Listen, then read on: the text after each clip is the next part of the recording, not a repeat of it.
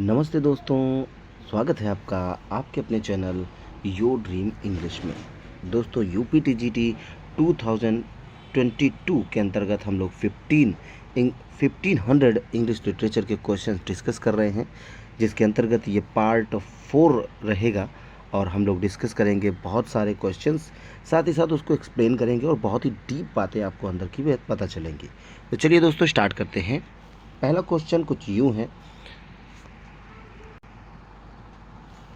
कि when was Wordsworth, William Wordsworth. देखिएगा, एक क्वेश्चन से बहुत सारे क्वेश्चंस आपको बताऊंगा मैं, ध्यान से सुनिएगा। लाउरेट, विलियम वर्ड्सवर्थ को कब लाउरेट बनाया गया? तो आपको बता दें कि ईयर 1843 ईस्वी में विलियम वर्ड्सवर्थ को लाउरेट बनाया गया। अब ये देखिए, वर्ड्सवर्थ was laureated in 1843, ठीक है बात, on the death of Robert Southey. 1843 में इनको क्यों बनाया गया? क्योंकि इनसे तुरंत पहले रॉबर्ट साउदी जो है, रॉबर्ट साउदी थे लाउरेट इंग्लिश की दुनिया में, ठीक है, जिन्होंने द स्कॉलर नामक पोएम लिखी है। उनकी मृत्यु हुई तो 1843 ईस्वी में विलियम वर्ड्सवर्थ को बनाया गया। He was made poet laureate against his own inclination. उनकी इच्छा नहीं थी, जबरन एक प्रकार से उनको बना दिया गया। He was appointed by queen Victoria, उस समय क्वीन विक्टोरिया का शासन था, उन्होंने इनको बनाया। पोएट लाउरेट मीन्स होता क्या है? A poet recognized as the most eminent or representative of a country or locality. तो पोएट लॉरेट का मतलब ये हुआ कि वो सबसे ज़्यादा जाना माना, एमिनेंट मीन्स होता है प्रसिद्ध, सबसे ज़्यादा जाना माना कवि रहेगा पूरे देश के अंदर या अपनी लोकेलिटी के अंदर। A poet whose efforts were officially on the agreement that he would not have obligations to write poetry on demand, और उसको ये अधिकार होगा कि वो किसी के आदेश पर पोइट्री लिखने को मजबूर नहीं होगा, वो अपनी इच्छा से अपनी मर्जी से लिख सकता है, ये इनको सुविधाएं मिलती थी। तो ही वॉज 73rd, अच्छा देखिए 1843 में बने, and he was the 73rd when he became the poet laureate of Great Britain। तो जब विलियम वर्ड्सवर्थ, क्वेश्चन बनेंगे कि किसके बाद बने, तो रॉबर्ट साउदी के बाद बने। कब बने? 1843 में बने। किस नंबर के बने? 73rd नंबर के बने। कहाँ के बने? ग्रेट ब्रिटेन के बने, ठीक है बात, ग्रेट ब्रिटेन के बने।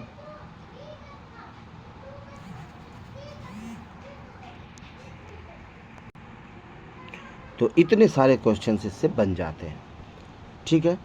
इनसे पहले कौन था? Robert Southey. किसके बाद बने? Robert Southey. तो ये सारी चीज़ें आपको इसमें पता चलती है, ठीक है बात।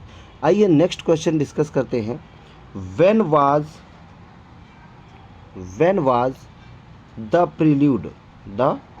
Prelude published? The prelude William Wordsworth के द्वारा लिखित बहुत ही बेहतरीन वर्क है, ये इनकी ऑटोबायोग्राफी है। और इसको कब पब्लिश किया गया, क्वेश्चन ये है। तो हकीकत में आपको बता दें कि ये तो लिख गई थी 1805 ईस्वी में।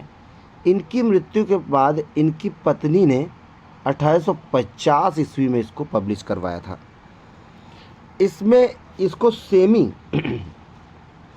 सेमी ऑटोबायोग्राफिकल वर्क भी कहते हैं, क्योंकि इसमें बचपन से लेकर बड़े तक का है विलियम वर्ड्सवर्थ का, लेकिन 1805 के बाद का नहीं है, तो इसको सेमी ऑटोबायोग्राफिकल भी कहते हैं।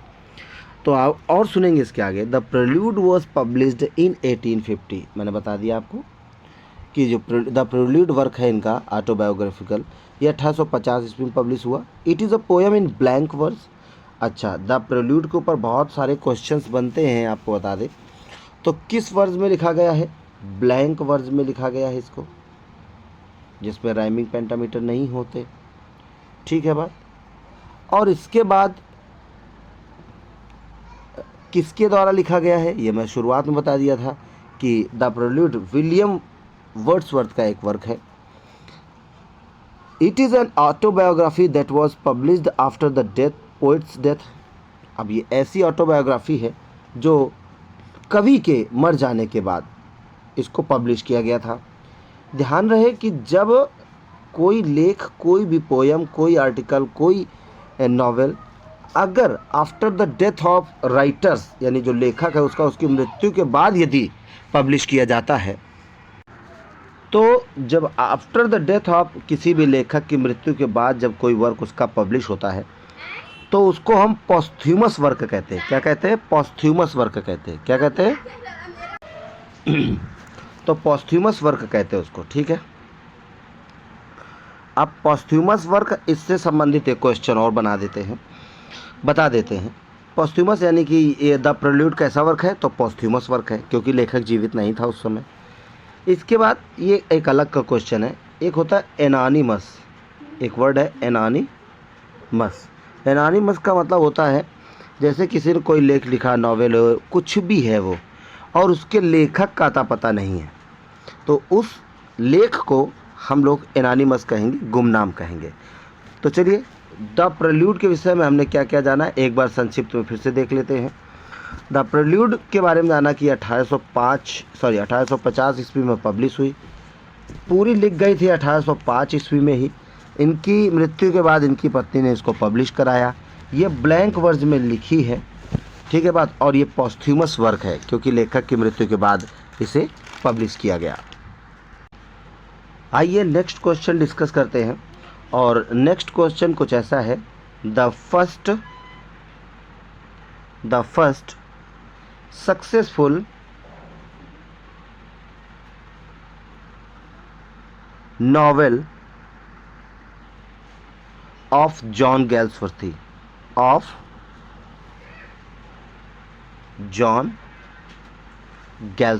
क्वेश्चन ये कह रहा है कि गैल्सवर्दी के द्वारा लिखित सबसे पहला सफल नॉवेल कौन सा था? तो आपको बता दें, सबसे पहला सफल नॉवेल था इनका the man of property. The man of property, ये सबसे पहला इनका सफल नॉवेल था। ठीक है बात। इनके कुछ महत्वपूर्ण लेख और हैं, जैसे silver box, fraternity, silver box लिख देता हूँ, सिल्वर बॉक्स एक, और फ्रेटर्निटी 2, स्ट्राइफ, ये कुछ जाने माने इनके वर्क हैं। लेकिन एक वर्क को डिस्कस और करना चाहेंगे, फोर्स्टाइल सागा। देखिए, यूपी टीजीटी के अंदर, पीजीटी के अंदर आपको 4 राइटर पूछे जाएंगे, William Shakespeare, William Wordsworth, John Galsworthy और जॉन मिल्टन। इन चारों कवियों में से, राइटर्स में से केवल एक को नोबेल प्राइज़ मिला हुआ है, और जिनको मिला है उनका नाम है जॉन गैल्सवर्दी, जिनका हम डिस्कशन अभी जारी करे हुए हैं। जॉन गैल्सवर्दी को क्वेश्चन बनेगा कब मिला था? 1932 ईस्वी में। किस वर्क के लिए मिला था? तो अभी हमने बताया, फोर्स्टाइल सागा। इस वर्क के लिए इनको दिया गया था। और इनका जो अभी क्वेश्चन हमने किया था कि फर्स्ट सक्सेसफुल नॉवेल कौन सा है, तो वो है द मैन ऑफ प्रॉपर्टी। ठीक है बात। ये इतने सारे क्वेश्चन बन जाते हैं, सारे ही महत्वपूर्ण है, सारे ही पूछे गए। जैसे कि 1932 में इनको वो मिला, नोबेल प्राइज़ मिला। किसके लिए मिला? फोर्स्टाइल सागा के लिए मिला। पहला नॉवेल सक्सेसफुल नॉवेल कौन सा है, द मैन ऑफ प्रॉपर्टी, और भी बहुत सारे क्वेश्चंस। तो महत्वपूर्ण क्वेश्चंस हम लोग इसमें डिस्कस कर रहे हैं दोस्तों। अब चलिए इस वीडियो को यहीं समाप्त करेंगे। अगर वीडियो आपको पसंद आया दोस्तों तो मैं एक दिन करीब 500 क्वेश्चन एक साथ कवर करूंगा, लेकिन आपके प्यार का इंतज़ार है। आप अच्छे अच्छे कमेंट करें और लाइक करें वीडियो को, चैनल को सब्सक्राइब करेंगे तो मेरा मनोबल बढ़ेगा और मैं लगातार आपको ऐसे महत्वपूर्ण क्वेश्चंस एक साथ मैराथन क्लास के अंदर देने की कोशिश करूंगा। तो चलिए दोस्तों, वीडियो अच्छा लगा तो ज़रूर प्यार दीजिएगा। मिलते हैं अगले वीडियो में, तब तक के लिए नमस्कार, बाय बाय।